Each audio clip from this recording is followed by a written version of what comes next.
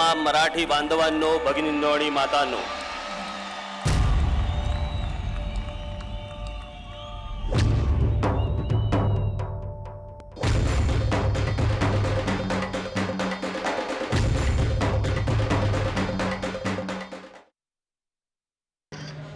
मुळात माझा वाद हा माझ्या विठ्ठलाशी नाहीच आहे, तर त्याच्या आजूबाजूच्या बडव्यांशी आहे.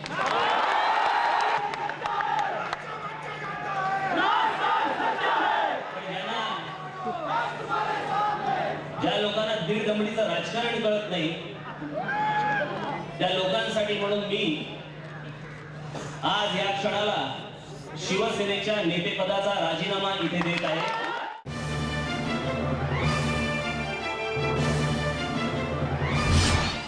शिवसेनेवर सडाडून टीका करत 10 वर्षांपूर्वी राज्यात एका नव्या राजकीय पक्षाचा जन्म झाला. नाव महाराष्ट्र नवनिर्माण सेना. मी माझ्या नवीन पक्षाची, त्याच्या नावाची आणि त्याच्या झेंड्याची मी आज इथे आपल्यासमोर घोषणा करत आहे.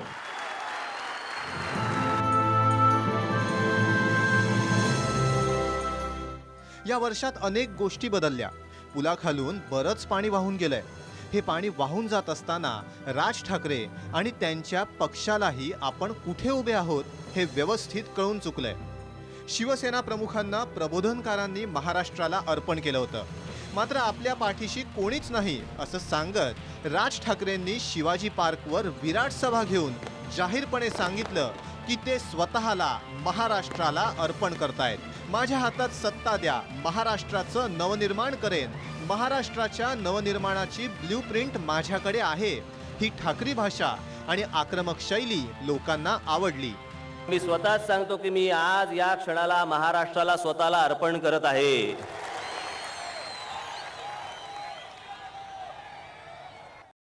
आज आपण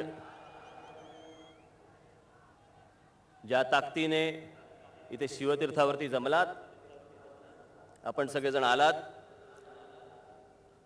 आपलं हे प्रेम, आपला हा पाठिंबा, याला आयुष्यात भविष्यात मी जरा देखील तडा जाऊ देणार नाही, एवढं आपण सगळ्यांनी लक्षात ठेवावं.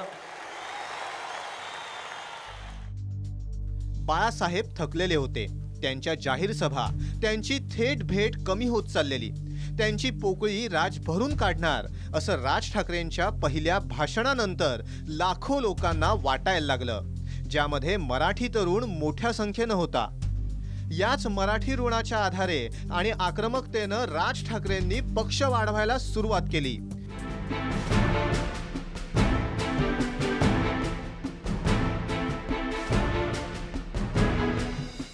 विविध पक्षातील नाराज नेते त्यांच्या पक्षात सामील झाले. शिवसेनेतून येणाऱ्यांची संख्या जास्त होती. राज ठाकरेंचं ध्येय निश्चित होतं, पक्षाचा झपाट्यानं विस्तार करायचा, तर शिवसेना स्टाईलनंच काम केलं पाहिजे. त्यांनी बाळासाहेबांची ठाकरी आंदोलनं बघितली होती. मराठी अस्मितेचं हे आंदोलन ताजं केलं तर आपण महाराष्ट्राच्या कानाकोपऱ्यात पोहोचू याची त्यांना खात्री होती. म्हणूनच त्यांनी मराठी अस्मिता हा एक कलमी कार्यक्रम हाती घेतला. कधी बोललो मी की सगळे जेवढे उत्तर प्रदेश बिहारचे लोक आहेत त्यांना चालते करा व्हा म्हणून? अजून नाही बोललो.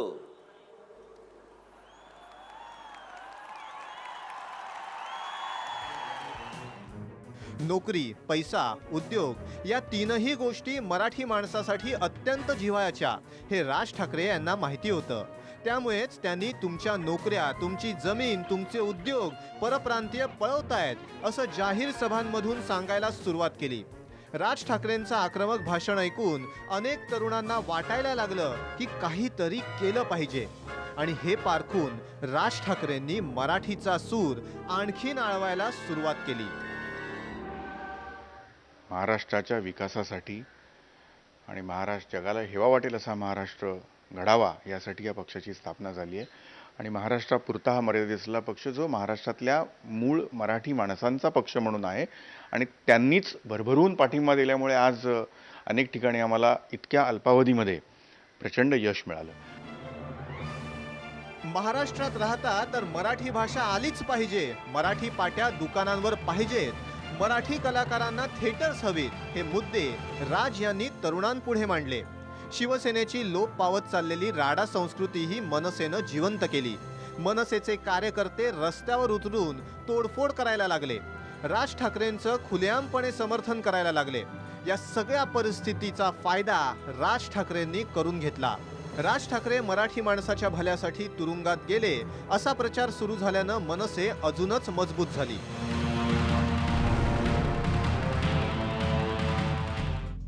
2009 साली राज ठाकरेंनी पहिल्याच फटक्यात 13 आमदार निवडून विधानसभेवर पाठवले.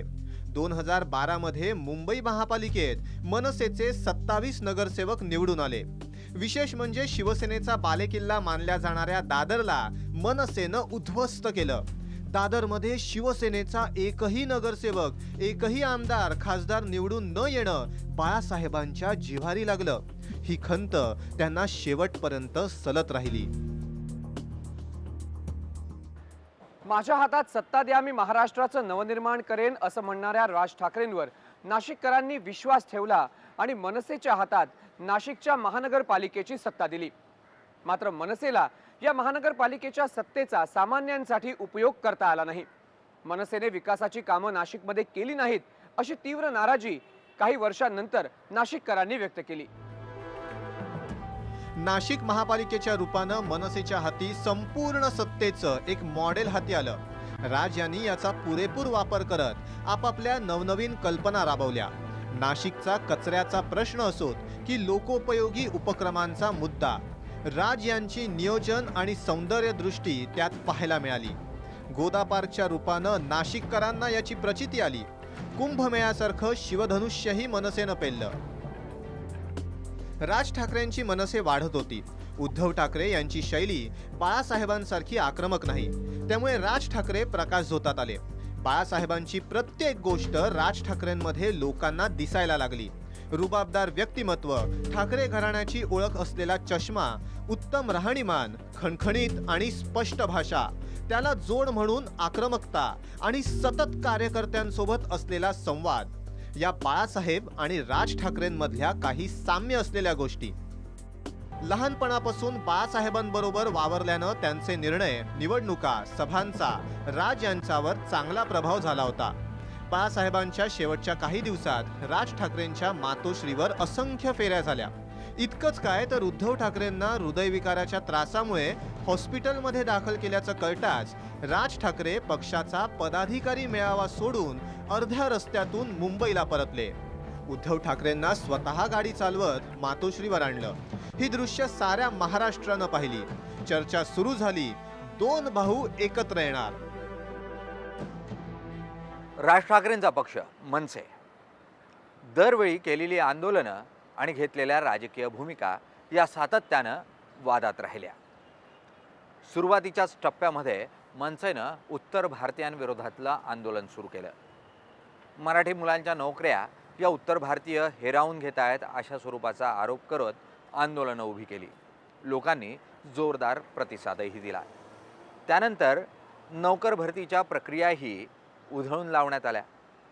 मात्र असं असताना पर्यायी व्यवस्था ही उभी करण्यात मनसे पूर्णतः अपयशी ठरलं आणि त्यातूनच मग मनसेच्या विश्वासार्हतेचा प्रश्नच निर्माण झाला. मुंबई कल्याण रेल्वेच्या परीक्षेला आलेल्या विद्यार्थ्यांना मनसेनं मारहाण केली. राज विरुद्ध उत्तर भारतीय नेते असा संघर्ष पेटला. राजकीय वातावरण तापलं. फायदा मनसेला निवडणुकांमध्ये झाला. मात्र मुद्दा हा की सगळे प्रश्न सुटले का? सगळ्या मराठी मुलांना नोकऱ्या मिळायला लागल्या का? उत्तर भारतीयांमुळे मराठी माणसाला होणारा त्रास कमी झाला का?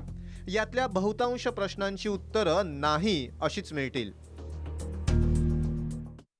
जमलेल्या माझ्या तमाम मराठी बांधवांनो, भगिनींनो आणि मातांनो,